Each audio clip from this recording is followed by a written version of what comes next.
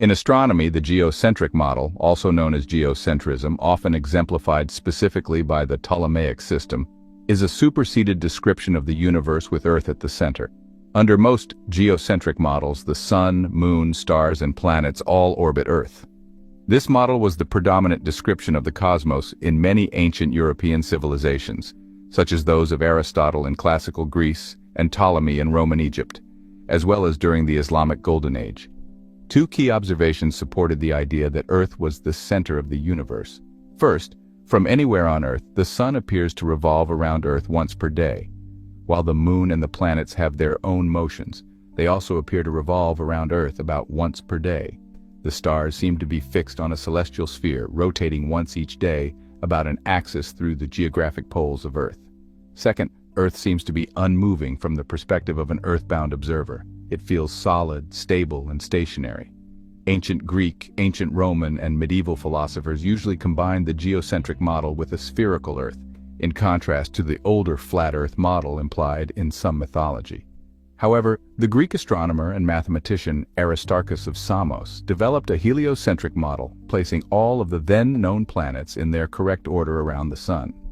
The ancient Greeks believed that the motions of the planets were circular, a view that was not challenged in Western culture until the 17th century, when Johannes Kepler postulated that orbits were heliocentric and elliptical. In 1687, Newton showed that elliptical orbits could be derived from his laws of gravitation. The astronomical predictions of Ptolemy's geocentric model, developed in the 2nd century CE, served as the basis for preparing astrological and astronomical charts for over 1,500 years. The geocentric model held sway into the early modern age, but from the late 16th century onward, it was gradually superseded by the heliocentric model of Copernicus, Galileo, and Kepler. There was much resistance to the transition between these two theories, since for a long time the geocentric postulate produced more accurate results. Additionally, some felt that a new unknown theory could not subvert an accepted consensus for geocentrism. As we move forward in our understanding of the cosmos, let's consider a revolutionary perspective brought forth by modern physics. Albert Einstein and Leopold Infeld, in their groundbreaking work, The Evolution of Physics, 1938, posed an intriguing question. Can we formulate physical laws so that they are valid for all coordinate systems, not only those moving uniformly, but also those moving quite arbitrarily relative to each other? If this can be done, our difficulties will be over. We shall then be able to apply the laws of nature to any coordinate system. This question touches the very core of the debate between the geocentric and heliocentric models. Einstein and Infeld suggested that the violent struggle between the views of Ptolemy and Copernicus could become meaningless under the right framework. They argued that either the statement, "the sun is at rest and the earth moves," or "the sun moves and the earth is at rest," would simply represent different conventions regarding different coordinate systems. Relativity, as proposed by Einstein, does not endorse geocentrism, but it does suggest that any point, be it the sun, Earth, or even Jupiter, could be chosen as the center of the solar system with equal validity. This principle of relativity means that correct mathematical calculations can be made regardless of the reference frame chosen, and these will all agree with each other concerning the actual motions of celestial bodies. Despite this flexibility, relativity agrees with Newtonian predictions that the paths of planets form ellipses with respect to the sun, not the Earth. The sun's massive gravitational influence shapes these orbits, making it the most convenient reference point for most calculations. However, for specific applications, such as predicting the movement of artificial satellites or the moon relative to Earth, a geocentric coordinate system can be more practical. The Ptolemaic model of the solar system held sway into the early modern age. From the late 16th century onward, it was gradually replaced as the consensus description by the heliocentric model. Geocentrism, as a separate religious belief, however, never completely died out. In the United States between 1870 and 1920, for example, various members of the Lutheran Church Missouri Synod published articles disparaging Copernican astronomy and promoting geocentrism.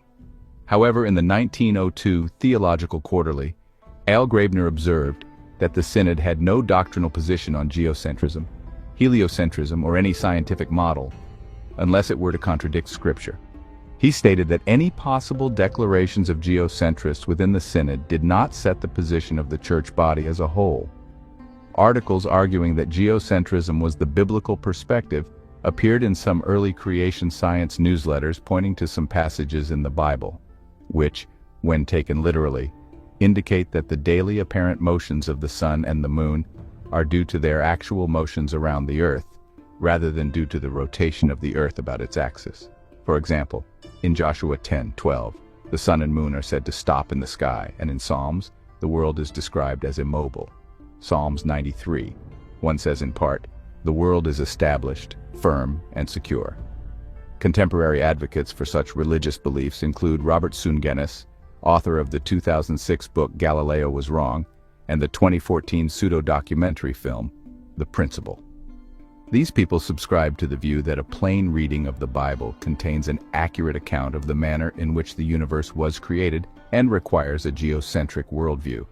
Most contemporary creationist organizations reject such perspectives. After the translation movement, which included the translation of Almagest from Latin to Arabic, Muslims adopted and refined the geocentric model of Ptolemy, which they believed correlated with the teachings of Islam. Prominent cases of modern geocentrism are very isolated. Very few individuals promoted a geocentric view of the universe. One of them was Ahmed Raza Khan Barelvi, a Sunni scholar of the Indian subcontinent. He rejected the heliocentric model and wrote a book that explains the movement of the sun, moon, and other planets around the earth. These examples illustrate how deeply rooted beliefs can persist, and how historical models continue to influence certain perspectives even today. On the other hand, the heliocentric model, introduced by Copernicus in the 16th century, placed the sun at the center, with the Earth and other planets orbiting it. Key figures such as Galileo Galilei and Johannes Kepler played crucial roles in advancing the heliocentric model.